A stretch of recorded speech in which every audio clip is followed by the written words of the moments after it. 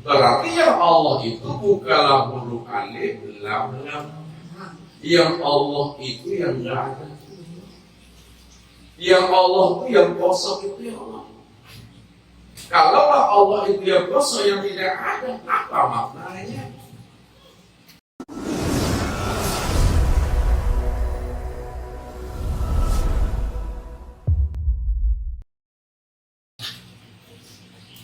Dia sama-sama mendirikan ibadah sholat.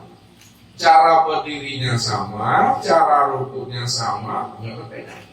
Cara iktidal, sujud dan duduknya sama, persis, tidak ada perbedaan.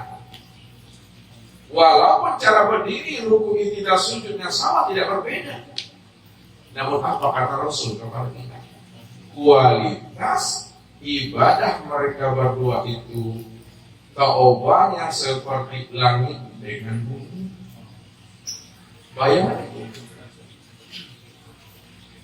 Sama-sama praktek sholatnya itu tidak ada perbedaannya.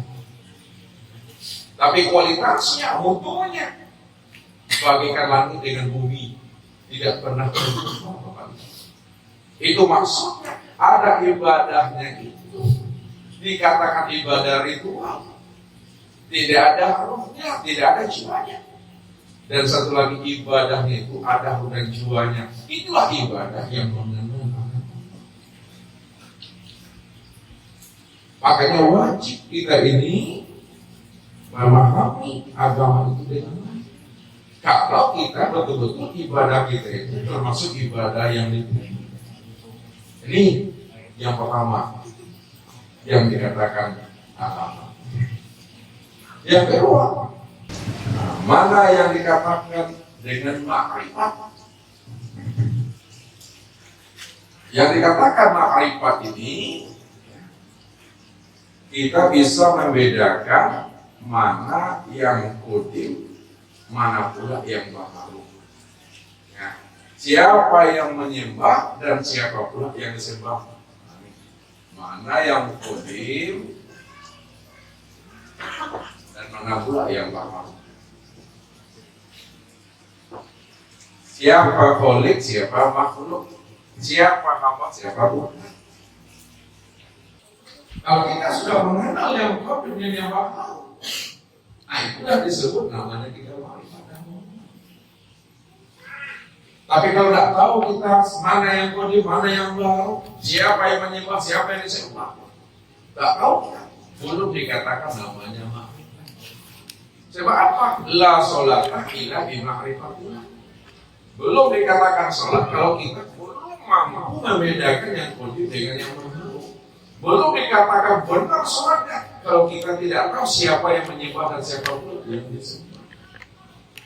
Jadi kita wajib makrifat. Maka makrifat kita itu sandarannya adalah kepada Allah. Kalaulah makrifat itu sandarannya kepada Allah, orientasinya adalah Allah, tujuan akhirnya Allah, maka kita wajib mengenal akan Allah ini. Wajib kita mengenal. Kalau kita wajib mengenal Allah, lalu siapa Allah? Allah ini bukan Tuhan. Allah ini bukan Rabb. Allah ini bukan Tuhan. Allah ini adalah nama daripada Tuhan. Nah, siapa yang bertuhankan nama, maka itu adalah syirik. Itu adalah suatu kekafiran. Man abdal asma dunal makna bahwa kafir. Siapa yang menyembah nama, menyembah huruf alif lam lam ha, menyembah lafaz Allah, maka itu adalah sesuatu di mana terhijabnya hatinya untuk mengenal akan Allah selama-lamanya. Ini yang dikatakan oleh Allah, seperti peristiwanya Nabi Musa. Karena peristiwa Nabi Musa itu, innakum zalamtum, Biikhlasi. Ijlah kata Allah. Sesungguhnya kamu benar-benar telah berbuat zalim terhadap dirimu. Kamu berbuat zalim terhadap dirimu disebabkan kamu telah menyembah patung anak sapi. Patung anak sapi itu yang dijadikannya Tuhan. Patung anak sapi itu yang menjadi sembahannya. Itu artinya walaupun kita tidak menyembah patung anak sapi, tapi kalau kita menyembah huruf Allah, tulisan Allah, asma Allah, sama saja artinya seperti kita menyembah patung anak sapi. Maka ini yang Allah ingatkan kepada diri kita.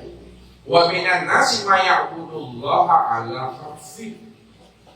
Ada sebahagian daripada hamba dia sembah aku, tapi yang dia sembah bukanlah diriku.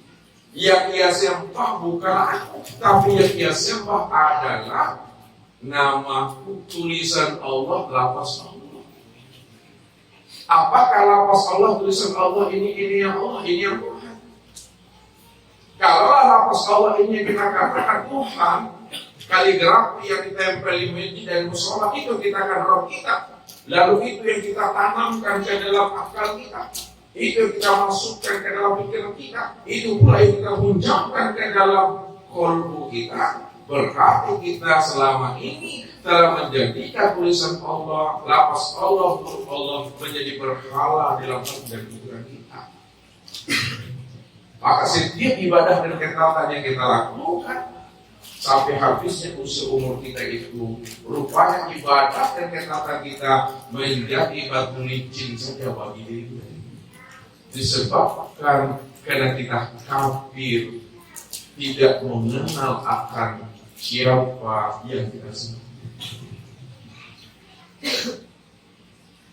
Maka ini yang mesti kita sadari supaya kita paham dan mengerti. Kalau tulisan Allah itu bukan Allah, kalau lafaz Allah itu bukan Allah, lalu yang Allah itu yang mananya? Yang Tuhan itu yang mananya? Ya, kita lihat.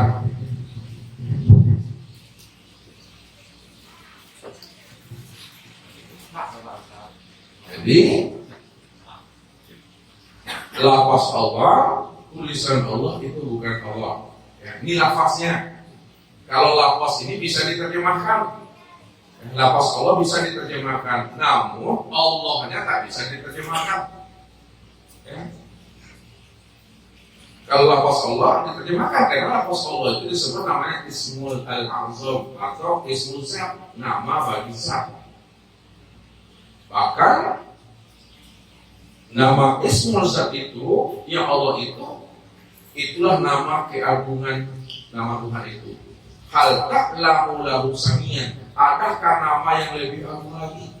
Adakah nama yang lebih sempurna lagi selain daripada nama Allah? Tidak ada lagi. Karena inilah nama Ismul Al-Azam, Ismul Zat yang paling sempurna dan paling agung itu. Kalian tahu nama Allah itu berapa banyaknya, Bapak Ibu? Di dalam Al-Quran dan hadis 99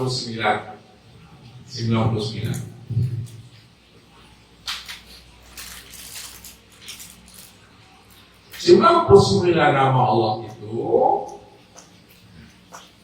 yang Ismul Zatnya, yang Ismul Al-Azamnya itu adalah Allah. Berarti yang 98-nya ya, ini yang disebut nama bagi zat, ya, nama bagi sifatnya. Susah.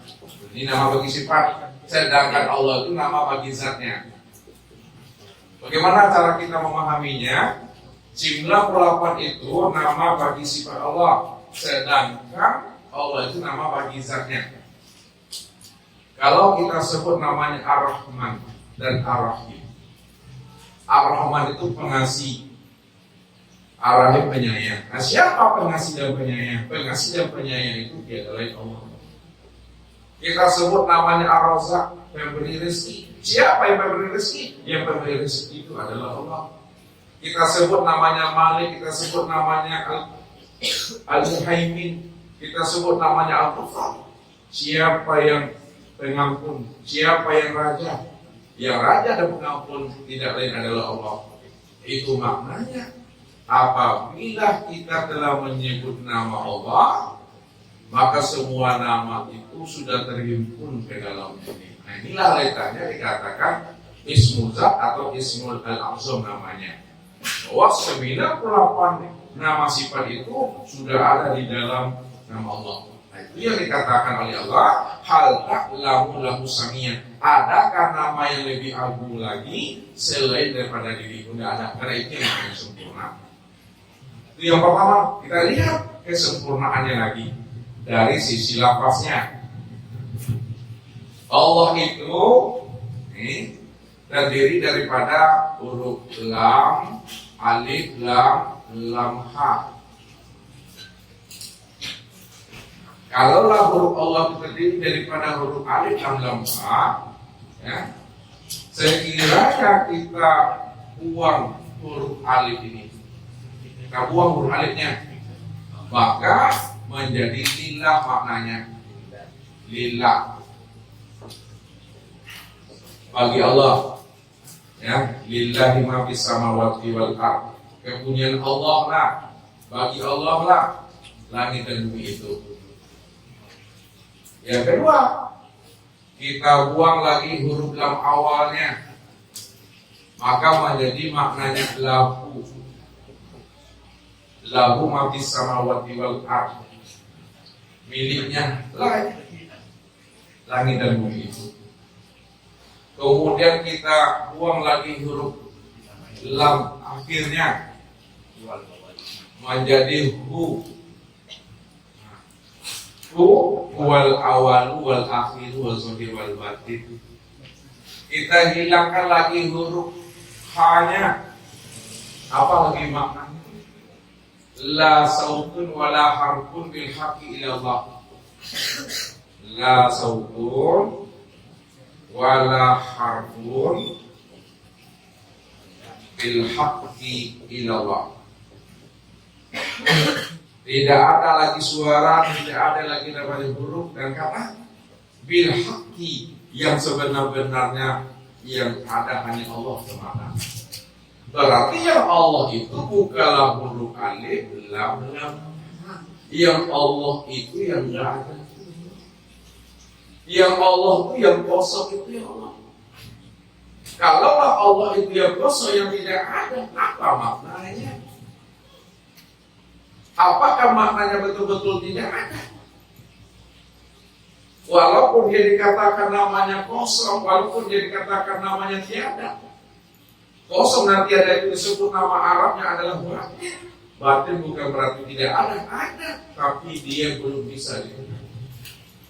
Dia belum bisa dilihat, dia belum bisa diciptakan karena dia dalam keadaan mati. Berarti kosong itu adalah kosong yang berisi. Berisi tapi kosong.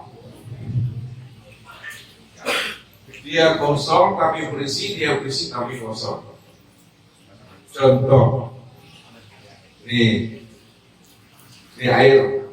Kita anggap air yang di dalam ini, ya, kita tumpahkan dulu. Setelah kita tumpahkan, ada enggak airnya lagi dalam Bapak?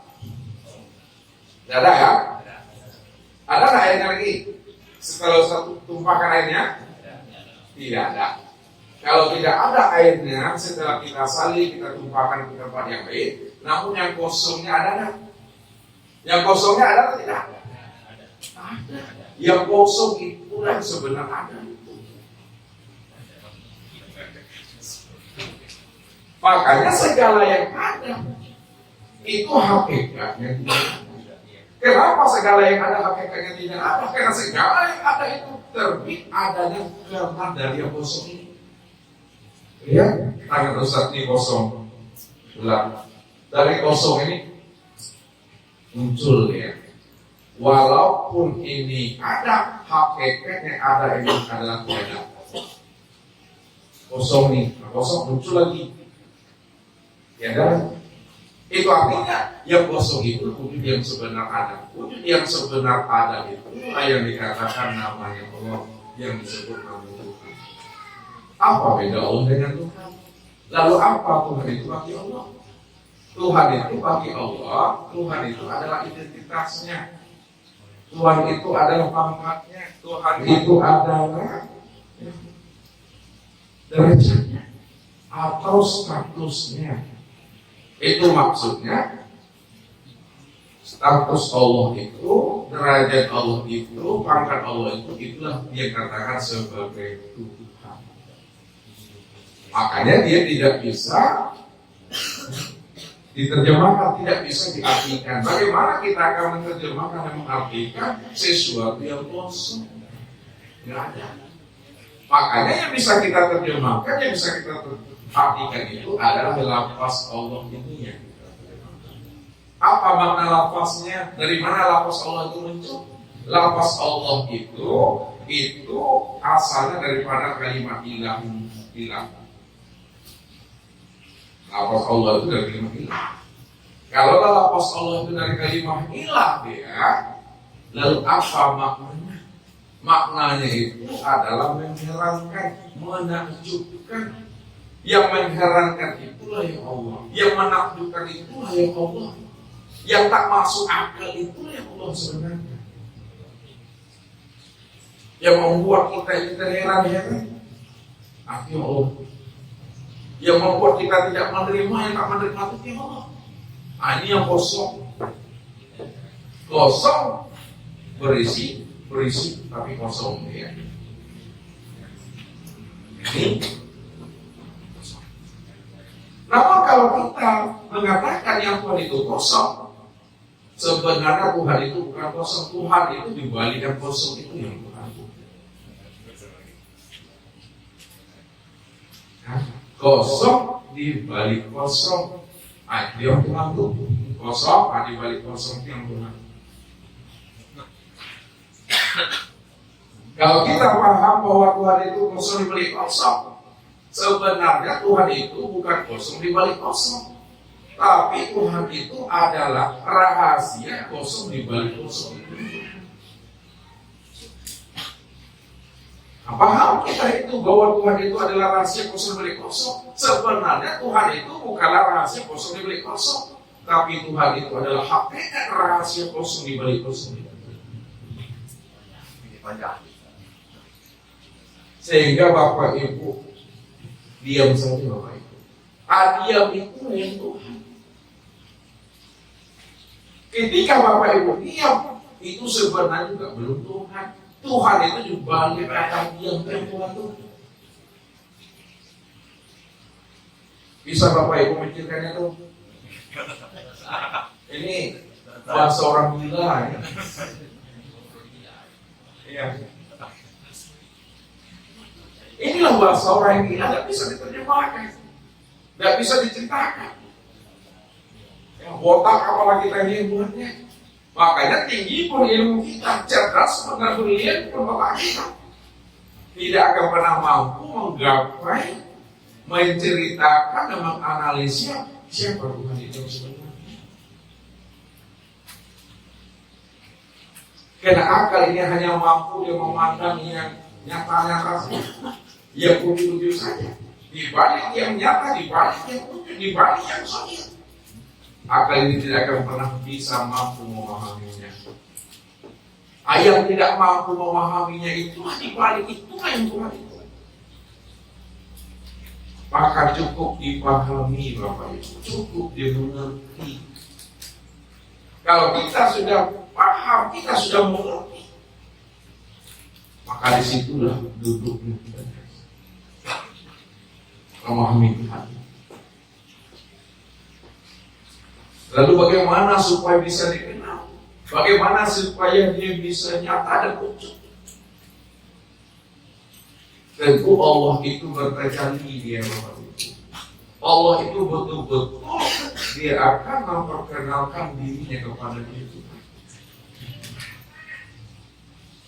Maka supaya kita kenal akan dirinya, supaya kita kenal namanya Allah itu yang statusnya sebagai Tuhan, maka wajib kita ini mengenal akan diri. Jadi untuk mengenal Tuhan, wajib kita mengenal akan diri. Wajib kita mengenal diri.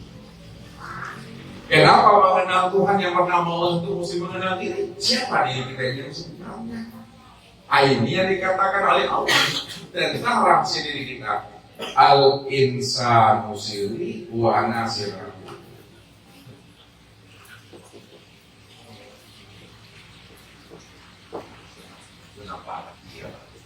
Insan itu adalah rahasiaku dan akulah yang menjadi rahasia dirinya. Maka itulah sebabnya untuk mengenal Tuhan ini yang bernama Allah itu wajib mengenal diri. Karena diri kita itulah yang menjadi akan rahasia diri. Kalau kita mengenal Tuhan mesti mengenal diri. Lalu siapa diri kita itu? Nah, yang diri kita ini, ya, ini disebut namanya dengan Nur Muhammad atau Muhammad. Yang sebenarnya diri kita Nur Muhammad atau Muhammad. Jadi yang diri Bapak Ibu, yang diri Ustaz itu Nur Muhammad atau Muhammad, bukan Nabi Muhammad Bapak Ibu, tapi Nur Muhammad.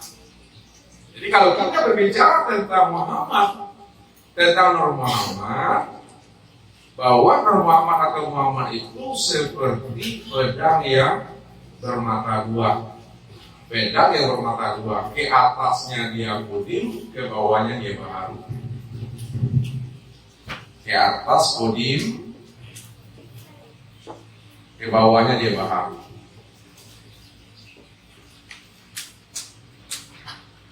Apa maksudnya Nur Muhammad itu ke atas dia kodim, ke bawah dia baharu? Dikatakan ke atas dia kodim karena asalnya itu adalah dari diri Tuhan. Ana minallah wal mu'minuna minni.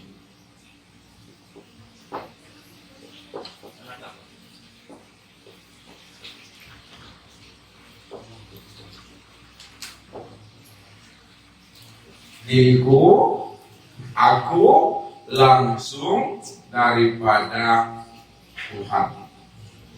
Aku langsung daripada Allah. Karena ia langsung daripada Allah, terbit daripada Allah, bahagia daripada diri Allah, maka di situ dia dikatakan namanya qadim. Ini Allah katakan itu ja'alahu min ibadihi juz'an. Aku jadikan dirinya itu, hambaku itu yang bernama Muhammad, itu tiada lain karena dia adalah bahagian daripada diri. Jadi sesuatu yang bahagian daripada diri Tuhan, maka disebut dia qadim, ke atasnya qadim, dan ke bawahnya disebut namanya baharu. Dikatakan ke bawah baharu karena dia telah nyata, telah sempurna pada sekalian alam dan sempurna pada sekalian batang tubuh dan ruh itu sebenarnya. Dikatakan baharu karena dia telah menjadi alam, nyata dia pada sekalian tubuh dan pada sekalian nyawa atau ruh. Jadi ketika dia telah nyata pada sekalian batang tubuh dan ruh, disitulah dikatakan namanya baharu. Ya, secara zahirnya dia baharu, namun secara batinnya dia qadim. Secara zahirnya disebut namanya makhluk, secara batinnya disebut namanya itu dengan qadim. Cara memandangnya lagi Bapak. Nah, ini yang diri kita ini Nur Muhammad. Lalu siapa Nur Muhammad itu? Yang Nur Muhammad itu, ini yang disebut namanya dengan hayat. Yang dikatakan Nur Muhammad itu, itulah yang hayat, yang hidup. Nah, siapa yang hayat pada diri kita tadi? Yang hayat pada diri kita itu yang disebut namanya dengan ruh. Kita sebut namanya dengan ruh. Kalau kita sudah tahu bahwa yang hayat itu adalah roh, siapa roh itu? Roh itu adalah sifatku. Kalaulah roh itu adalah sifatnya aku kata Allah. Lalu siapa sifatku itu? Sifatku itu tiada lain adalah zat diriku sendiri. Makanya antara sifat dengan zat tidak pernah dia bercerai, tidak pula pernah dia berkumpul ya. Berkumpul tidak, bercerai pun itu. Namun dia itu esa, namun dia itu tunggal. Maka siapa sudah mampu mengenal akan rahasia dirinya, bahwa dirinya itu adalah Rahman itu adalah sebenarnya hayat itu adalah roh, itu adalah sifat itu adalah Allah atau zat, maka inilah yang sebenar-benarnya diri Bapak Ibu. Bahwa diri Bapak Ibu itu disebut namanya sirullah, rahasia Allah. Nah, siapa yang telah mengenal akan dirinya sebagai rahasia Allah, ketika itulah dia mengenal namanya akan Tuhan.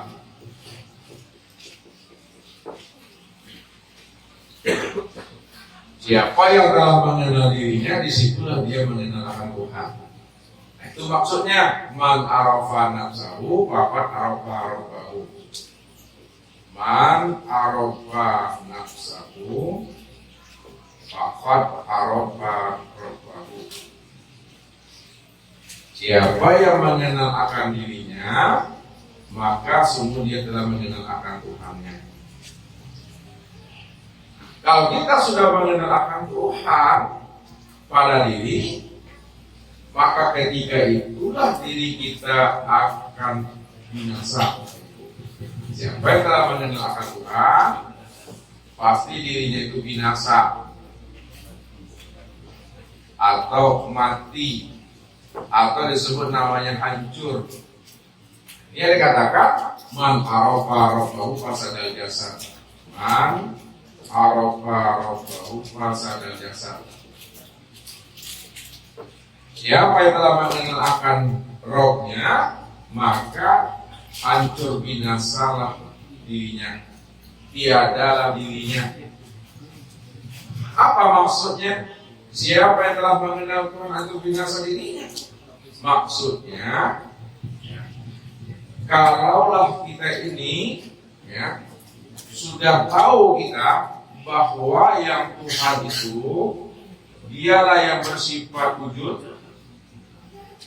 Kalau kita sudah tahu bahwa dialah yang bersifat hayat, kalau kita telah tahu bahwa dia bersifat sama, kita telah tahu bahwa dia itu bersifat basar, kita telah tahu bahwa dia itu bersifat kalam, kita telah tahu bahwa dia itu bersifat ilmu, kita telah tahu bahwa dia bersifat kudrat, dan kita telah tahu bahwa dia itu bersifat iradah.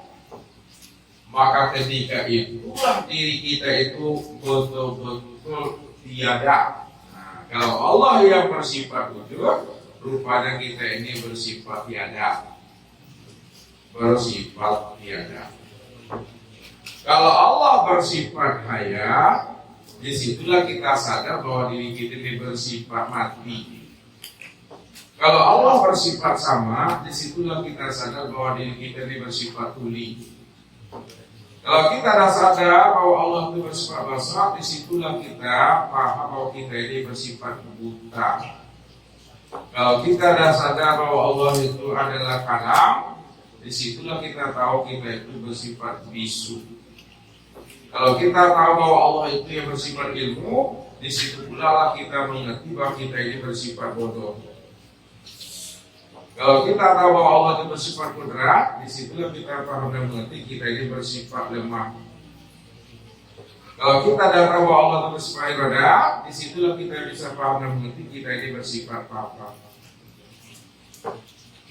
Itulah maksudnya man arafa rabbahu fasadal jasad. Siapa yang telah mengenal Tuhannya yang wujud, bersifat hayat sama pasal kala ilmu kuda iradah, maka binasalah dirinya. Pasti dia sadar bahwa dirinya tiada, dirinya adalah mati, tuli, putra, bisu, lemah, papa, putu.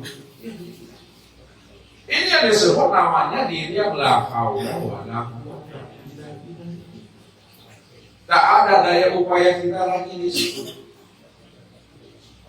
Makanya pada saat diri kita telah binasa, diri kita telah mati, ketika itulah betul-betul nyatalah diri Tuhan itu.